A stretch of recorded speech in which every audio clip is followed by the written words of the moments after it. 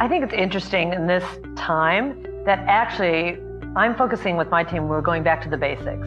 What are those true insights, ideas that are incredibly relevant, creating amazing content around that, and now we have the breadth of channels to deliver it. So one of our mantras is fail fast.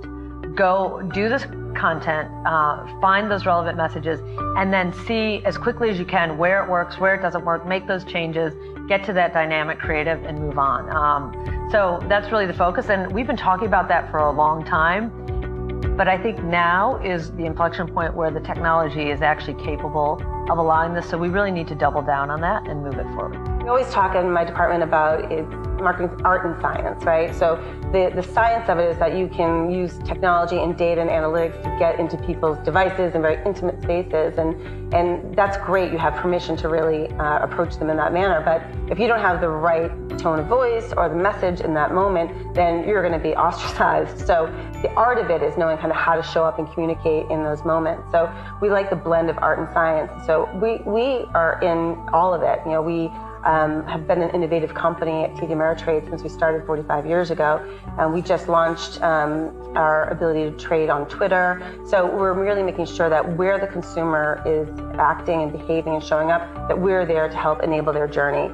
And I think if that's the mindset, and then really importantly, you give your team the freedom to experiment. And it's okay if things don't work, but it's not okay to not try.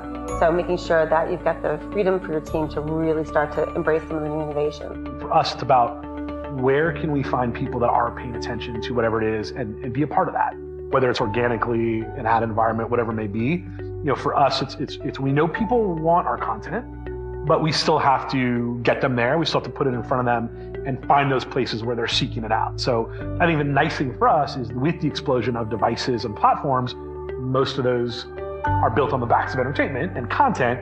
And because that's what I'm marketing, it allows us to be a little bit more seamless in those areas. So we can sometimes be in those places, not necessarily as a pure commercial or a pure ad, but more as a content provider, which allows us to take advantage of the kind of explosion of that market in different ways, I think, than a lot of people can.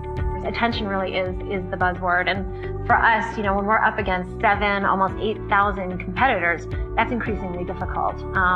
Not only already when you have a fragmented media space, but you have a fragmented category.